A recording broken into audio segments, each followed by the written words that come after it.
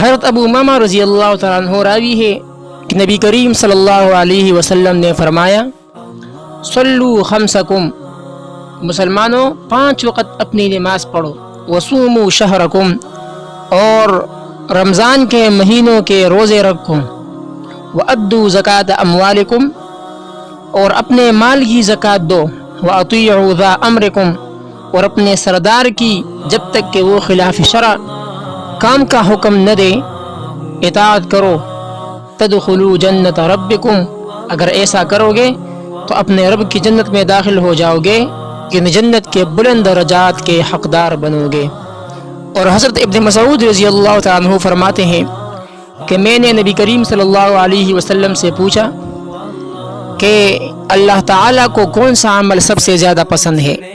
آپ صلی اللہ علیہ وسلم نے فرمایا قال الصلاۃ، کہ وقت پر نماز پڑھنا۔ قلت ثم ای، میں نے کہا کہ پھر کون سا عمل بہتر ہے؟ قال بر الوالدین، آپ صلی اللہ علیہ وسلم نے فرمایا کہ ماں باپ کے ساتھ بھلائی سے پیش آنا۔ قلت ثم ای، میں نے عرض کیا کہ پھر کون سا عمل بہتر ہے؟ قال الجہاد فی سبیل اللہ، آپ صلی اللہ علیہ وسلم نے فرمایا کہ خدا کی راہ میں جہاد کرنا۔ قال حدثنی بہن ولو استزدته لزادنی، ابن مسعود رضی اللہ تعالیٰ عنہ فرماتے ہیں کہ مجھ سے ان حضرت صلی اللہ علیہ وسلم نے یہی تین باتیں بیان فرمائی، اگر میں کچھ زیادہ پوچھتا تو آپ صلی اللہ علیہ وسلم اس سے بھی زیادہ بیان فرماتے۔